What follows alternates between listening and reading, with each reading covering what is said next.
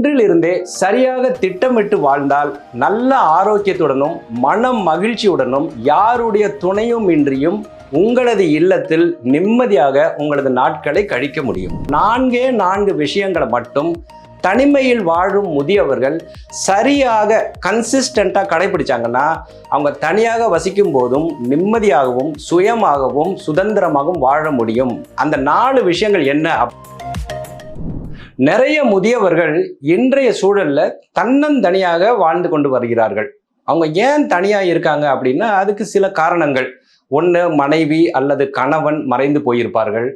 பிள்ளைகள் வெகு தூரத்தில் வெளியூர்லேயோ இல்லை மற்ற நாடுகள்லையோ பணியில் இருப்பாங்க. இதனால இவங்க தனியாக வசிக்கும்படியான ஒரு சூழல் உருவாகின்றது. ஆராய்ச்சிகள் என்ன சொல்லுது அப்படின்னா வருங்காலத்தில் இந்த மாதிரி தன்னந்தனியாக வசிக்கும் முதியவர்களின் எண்ணிக்கை மிகவும் அதிகமாக இருக்கும் அப்படின்னு சொல்றாங்க. அதாவது ஒவ்வொரு முதியவரும் தனியாகத்தான் வசிப்பார்கள் அப்படின்னு சொல்றாங்க. நம்மிடையே பல முதியவர்கள் ரொம்ப லேட்டாக எழுந்து காலை கடன்களை கூட சரியாக கழிக்காமல் சிற்றுண்டியை மதியம் போல, அதே மாதிரி மதிய உணவை இரவு சாப்பிட்டுட்டு ஒரு முழு நாளும் யாருக்கிட்டையும் ஒரு வார்த்தை கூட பேசாம தனிமையில தூங்க போய்கிட்டு இருக்காங்க. கேட்கறதுக்கே ரொம்ப சங்கடமா இருக்கு. ஆனா இன்னைக்கு பல முதியவர்களின் நிலைமை இதுதான். இப்படி ஏன் முதியவர்கள் தனியா இருக்காங்கன்னா நிறைய பேர்த்துக்கு இந்த முதியோர் இல்லங்கள், இந்த சீனியர் லிவிங் அப்படின்னு கௌரவமாக அழைக்கப்படும் முதியோர் வசிப்பிடங்கள் அங்கெல்லாம் போய் இருக்கணும் அப்படின்னு அவங்களுக்கு ஒரு எண்ணம் இல்லை. அவங்களுக்கு என்ன ஒரு வைராக்கியம்னா நான் வாழ்ந்த இந்த வீட்டிலேயே எனது இறுதி காலம் இருக்க வேண்டும் அப்படின்ற ஒரு எண்ணத்துடனேயே தனிமையில் இருந்தாலும் அவர்கள் அந்த வீட்டிலேயே வாழ்ந்து வருகிறார்கள். இப்படிப்பட்ட ஒரு சூழ்நிலையில் தனியாக வசிக்கும் முதியவர்கள் தனிமையில் வாட வேண்டும் அப்படிங்கிற அவசியம் இல்லை. அவர்களும் தங்களுக்கான ஒரு நல்ல வாழ்வினை அமைத்து அமைதியான முறையில் அவர்களது இறுதி காலத்தை கழிக்க முடியும்.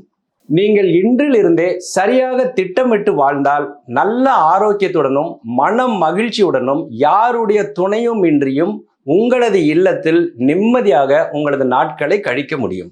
நாம் எல்லோருடைய குறைந்தபட்ச ஆசை என்ன அப்படின்னா நாம் வாழும் காலம் வரை இயலாமையால் தாக்கப்படாமல் சுதந்திரமாக யாருடைய துணையும் இன்றி இறுதி காலம் வரை வாழ வேண்டும் அப்படிங்கிற ஒரே ஒரு ஆசை தான் நம்ம எல்லோருக்கும் இருக்கு. அந்த குறைந்தபட்ச ஆசையை சாத்தியப்படுத்துவதே இந்த பதிவின் நோக்கம். பூங்காற்று யூடியூப் சேனலை இப்போ வரைக்கும் நீங்க சப்ஸ்கிரைப் பண்ணலைன்னா உடனடியாக சப்ஸ்கிரைப் பண்ணிடுங்க. உங்களுடைய ஆதரவு நீங்கள் எங்களுக்கு கொடுக்கும் உற்சாக டானிக். தனிமையில் வசிக்கும் முதியவர்களை பற்றி உலக அளவில் பல்வேறு ஆராய்ச்சியாளர்கள் நடத்தியிருக்காங்க. அவங்க எல்லாருமே கன்க்ளூட் பண்ணியிருக்கிறது என்ன அப்படின்னா 4 விஷயங்களை மட்டும் தனிமையில் வாழும் முதியவர்கள் சரியாக கன்சிஸ்டண்டாக கடைபிடிச்சாங்கன்னா அவங்க தனியாக வசிக்கும் போதும் நிம்மதியாகவும் சுயமாகவும் சுதந்திரமாகவும் வாழ முடியும் அப்படின்னு கண்டுபிடிச்சிருக்காங்க. அந்த 4 விஷயங்கள் என்ன அப்படிங்கிறத இந்த வீடியோல பார்க்க போறோம். முதலாவதாக அவங்க என்ன சொல்றாங்க அப்படின்னா முதியவர்கள் அவர்களுக்கு என்றே ஒரு ருட்டீனை ஃபாலோ பண்ணணும் அப்படின்றது. நம்ம என்னன்னா நம்ம இளமையாக இருக்கும்போது பள்ளி பருவத்துல இருந்து வேலை இப்படியெல்லாம் இருக்கும்போது நமக்கு ஒரு ருட்டீன் இருக்கும். பள்ளி பருவம் அப்படின்னா காலையில எழுந்தவுடன் ரெடியாகி ஸ்கூலுக்கு போகணும். ஸ்கூலுக்கு போனால் அங்கே கால அட்டவணைப்படி உங்களுக்கு பாடங்கள் நடத்துவார்கள். மதிய பிரேக் இருக்கும், டீ பிரேக், ரீசஸ் இருக்கும், இப்படி இருக்கும். மாலை பள்ளி விட்ட உடனே சிறிது விளையாட்டு முடிஞ்ச உடனே வீட்டு பாடங்கள், அப்புறம் இரவு உணவு, தூக்கம், இப்படின்னு சொல்லி எல்லாம் ஃபிக்ஸ்டாக இருக்கும் இல்லைங்களா? இதே மாதிரி தான் நீங்கள் கல்லூரிக்கு போனாலும் அதே இருக்கும். கல்லூரி முடிச்சு வேலைக்கு போனாலும் இப்படி இருக்கும். ஸோ மனிதர்கள் ஒரு ரொட்டீன் சார்ந்தவர்கள். நமக்குன்னு ஒரு ரொட்டீன் இருக்கணும். ஆனால் இப்போ என்ன ஆகுதுன்னா ரிட்டையர்மெண்ட் ஆன அடுத்த நிமிடமே இந்த மொத்த ரொட்டீன் நமக்கு கொலாப்ஸ் ஆகிடுது. இதை தான் நிறைய முதியவர்கள் சந்திக்கும் பெரிய பிரச்சனையாக இருக்குது. அவங்க ஒரு ரொட்டீன் பிரகாரம் போயிட்டே இருந்திருப்பாங்க, பிஸியாக இருந்துட்டு இருப்பாங்க. திடீர்னு அது கொலாப்ஸ் ஆகும்போது அந்த தனிமை அவங்களுக்கு வருது.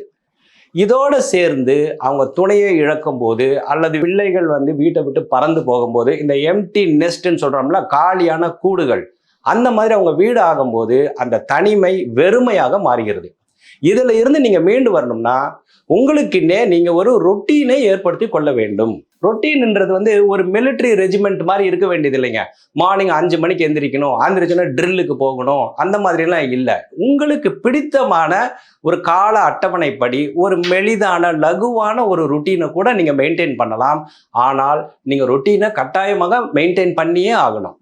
ஸோ உங்களுக்கான ருட்டீன் வந்து ரொம்ப சிம்பிளா இருக்கலாம். ஒரு குறிப்பிட்ட நேரத்தில் எழுந்து கொள்வது, அப்புறம் நமது காலை கடன்களை சரியாக கடைபிடித்து நல்ல ஒரு காலை சிற்றுண்டி, அதை முடிச்சதுக்கு அப்புறம் ஏதாவது நியூஸ் பேப்பர் படிக்கிறது, நண்பர்களுக்கு ஃபோன் பேசுறது, ஏதாவது ஹாபிஸ் இருந்தால் அதை அட்டன் பண்றது, சரியான நேரத்தில் மதிய உணவு, மாலையில பக்கத்துல உள்ள ஒரு பூங்காக்கு போய் ஒரு மென் நடை, அதை முடிச்சுட்டு வீட்டுக்கு வந்துட்டு இரவு உணவு, குறிப்பிட்ட நேரத்தில் தூங்க போகுது.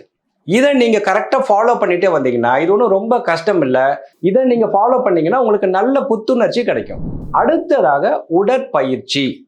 உடற்பயிற்சியை பத்தி நான் சொல்ல வேண்டியதே இல்லை. ஆனா என்ன நடக்குதுன்னா, தனிமையில் வாழ்பவர்கள் மெல்ல மெல்ல மெல்ல அவர்களது உடல் இயக்கத்தை குறைத்து கொண்டே வருகிறார்கள் அப்படிங்கிறதான் உண்மை. அதிகபட்சம் என்ன பண்ணுவாங்க, படுக்கையிலிருந்து எழுந்து கொள்வது, அங்கிருந்து பாத்ரூமுக்கு போவாங்க, அங்கிருந்து திரும்பி வருவாங்க, முன் அறைக்கு போவாங்க, திரும்பியும் படுக்கை அறைக்கு வருவாங்க, அப்புறம் படுத்துக்குவாங்க. இவ்வளவுதான் அவங்களோடது உடல் இயக்கம். இப்பொழுது இந்த ஸ்மார்ட் போன் வந்ததுக்கு அப்புறம் மக்கள் எல்லோரும் அந்த வீடியோ ஸ்க்ரோலிங்க்கு வந்துட்டாங்க. உட்கார்ந்த இடத்துல இருந்தே பெரியவர்கள் ஸ்க்ரோல் பண்ணிக்கிட்டே இருக்காங்க. இப்படி இருக்கும்போது உடல் இயக்கம் முற்றிலுமாக குன்றிவிடும். நாட்கள் செல்ல செல்ல உடல் அப்படியே இறுகிரும், மூட்டுகள்ல வலி வந்துடும். அப்புறம் என்ன ஆகும், நடை தள்ளாடும், கீழே விடுதல் போன்ற பிரச்சனைகள்லாம் வரும். இதுதான் உடல் இயக்கத்தை நாம் குறைத்துக் கொள்வதால் வரும் விளைவுகள். நம்மள நிறைய பேர் என்ன நினைச்சுக்கிறாங்கன்னா, உடல் இயக்கம் எக்ஸசைஸ் அப்படின்னா உடனே பார்க்குக்கு போறது அல்லது ஒரு உடற்பயிற்சி கூடத்துக்கு போய் வேர்க்க விறுவிறுக்க எக்ஸசைஸ் பண்றது தான் ஒரு எக்ஸசைஸ் அப்படின்னு நினைச்சுக்கிறாங்க. அது நம்மளால பண்ண முடியல அப்படிங்கறதுனால நான் வீட்டிலேயே இருந்துக்கிறேன் அப்படின்னு நினைக்கிறாங்க. அப்படி கிடையாதுங்க. சரி, எளிதாக உங்க வீட்டுல உங்களால முடிந்த, நீங்க நின்றபடியே கை கால்களை அப்படியே தூக்கி அசைக்கிறது, கால்களை அப்படி உட்கார்ந்து எந்திரிக்கிறது, இந்த மாதிரி எளிய உடற்பயிற்சிகளும் நிறைய இருக்கு. இப்போ முதியவர்களுக்கான உடற்பயிற்சிகள் எல்லாமே வந்து யூடியூப்ல நிறைய இருக்கு. நமது பூங்காற்று யூடியூப் சேனல்ல கூட உடற்பயிற்சிக்கு நம்ம நிறைய முக்கியத்துவம் கொடுத்து நிறைய வீடியோஸ் போட்டுட்டு இருக்கோம்.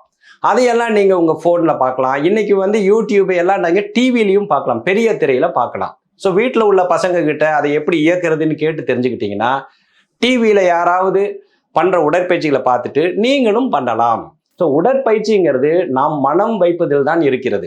ஓகேங்களா? வெளியே போகணும், ஒரு பார்க்குக்கு போகணும், உடற்பயிற்சி கூடத்துக்கு போகணும்லாம் அவசியமே இல்லை.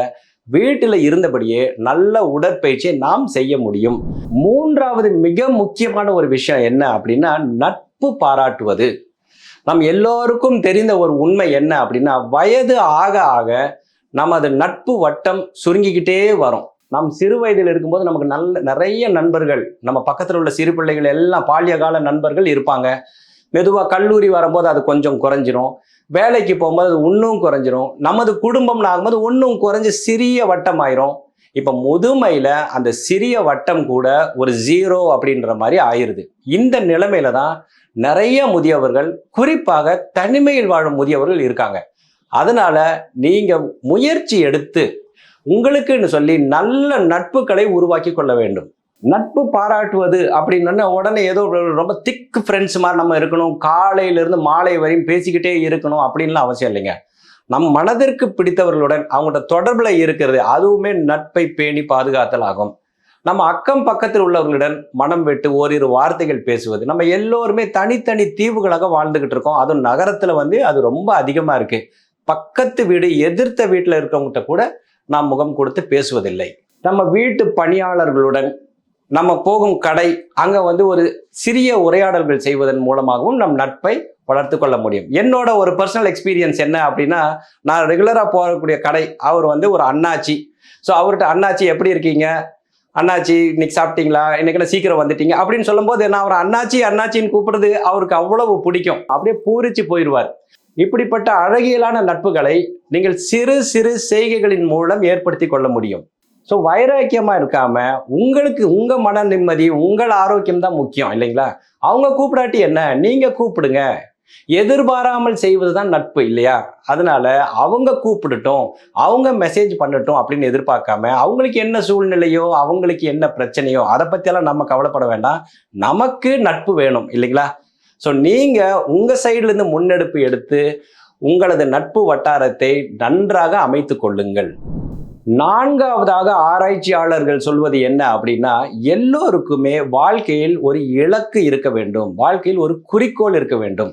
நம்ம இளம் வயதில் நம்ம என்ன பண்றோம், ஏதோ ஒரு குறிக்கோள், கல்லூரியை படிச்சு முடிக்கணும், நல்ல வேலைக்கு போகணும், வேலையில சிறப்பாக செயல்பட வேண்டும், பிள்ளைகளை வளர்த்து ஆளாக்க வேண்டும், இந்த மாதிரியான குறிக்கோள்கள் நமக்கு இருந்துகிட்டே இருக்கும். இந்த முதுமை ரிட்டையர்மெண்ட் ஆன அடுத்த நிமிடமே நமது இலக்கு குறிக்கோள் அத்தனையும் பஸ்பமாகி விடுகின்றது. இதுதான் நிறைய முதியவர்கள் தனிமையில் வாட மிக முக்கியமான காரணமாக இருக்கு. இலக்கு இல்லாமல் வாழ்வது. போக போக என்ன ஆகுது, நம்மால யாருக்கும் எந்த பிரயோஜனமுமே இல்லை அப்படின்ற எண்ணம் ஒரு விதமான தாழ்வு மனப்பான்மையை ஏற்படுத்துகிறது. ஸோ நமக்குன்னு ஒரு குறிக்கோளை ஏற்படுத்திக்கிட்டோம்னா இந்த மாதிரியான எண்ணங்கள், இந்த மாதிரியான எதிர்மறை எண்ணங்களில் இருந்து நம்மை நாமே பாதுகாத்து கொள்ள முடியும். இதுக்கு பல வழிகள் இருக்கு. நம்ம கூட இதுக்கு முன்னால வீடியோஸ் எல்லாம் போட்டிருக்கோம். ஏதாவது ஒரு தன்னார்வ தொண்டு நிறுவனத்துடன் இணைத்து நாம் அங்கே பணிபுரியலாம். அடுத்தவர்களை கை தூக்கி விடும்போது உண்மையாலுமே நம்மை நாமே தான் நாம் தூக்கி விட்டுக் கொள்கிறோம். எனக்கு தெரிந்த ஒரு செய்தியை நான் படிச்சு கொஞ்ச நாள் ஆகுது. பெங்களூர்ல வசிக்கும் ஒரு ரிட்டையர்டு ப்ரொஃபஸர். அந்த அம்மா ரிட்டையர்ட் ஆகி ஒரு குடியிருப்பில் இருக்காங்க. அந்த குடியிருப்பின் காவலாளி, அந்த காவலாளிக்கு ஒரு சிறு குழந்தை. அந்த சிறு குழந்தை ஸ்கூலுக்கு போயிட்டு இருக்காங்க. இந்த ரிட்டையர்டு ப்ரொஃபஸர் என்ன பண்றாங்கன்னா, ஒரு அக்கறையா அந்த சிறு குழந்தையின் படிப்பை பத்தி அக்கறையா விசாரிக்கிறாங்க. நாளடைவில் என்ன ஆகுது, அந்த சிறு குழந்தையின் படிப்பு, அவங்களுக்கான டியூஷன், இதையெல்லாம் இவங்களே பார்த்துக்கிறாங்க. ஸோ சிறு குழந்தைக்கும் அவங்களுக்கும் ஒரு அழகியலான நட்பு உருவாகிறதாங்க. இவங்களுக்கும் ஒரு வாழ்க்கையில் ஒரு குறிக்கோள், இந்த சிறு குழந்தை, இந்த ஏழை காவலாளியின் குழந்தைக்கு ஒரு நல்ல வாழ்க்கையை நாம் அமைத்து தர வேண்டும் அப்படின்ற குறிக்கோள். காலம் செல்கிறது. அந்த குழந்தை நல்லபடியா கல்லூரி படிப்பை முடிக்கிறாங்க, PhD வரைக்கும் போறாங்க. வெளிநாட்டில் போய் அவங்க ஒரு ஆராய்ச்சி மாணவராக சேர்ந்திருக்காங்க.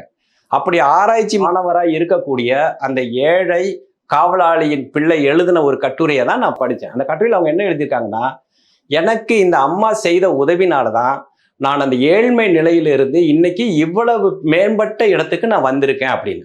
ஸோ இந்த மாதிரியான வரலாற்றுகளை நாமும் படைக்கலாமே.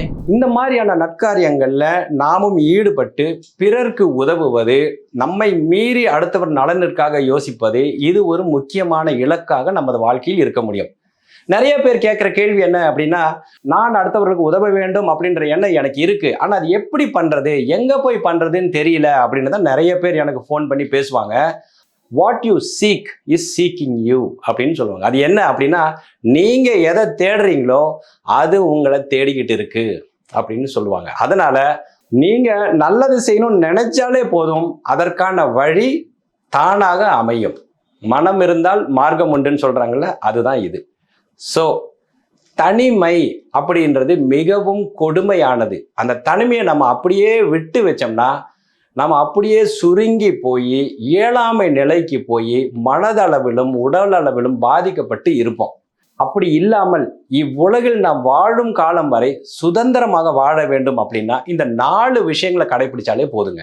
முதல்ல ஒரு ரொட்டீன், நமக்குன்னு சொல்லி ஒரு நாளை எப்படி எடுத்துட்டு போறது அப்படின்னு சொல்லி ஒரு முறை. இரண்டாவதாக உடற்பயிற்சி. மூன்றாவதாக நட்பு. நான்காவதாக ஒரு பர்பஸ், நமது வாழ்க்கையில் ஒரு இலக்கு, ஒரு குறிக்கோள். இதெல்லாம் இருந்தா முதுமையிலும் தனிமையிலும் இனிமையாக வாழ முடியும். அனைவருக்கும் இனிமையான முதுமை என்ற ஒற்றை குறிக்கோளுடன் தொடர்ந்து செயல்பட்டு வரும் பூங்காற்று யூடியூப் சேனலுக்கு உங்களது நல்ல ஆதரவினை தாருங்கள்.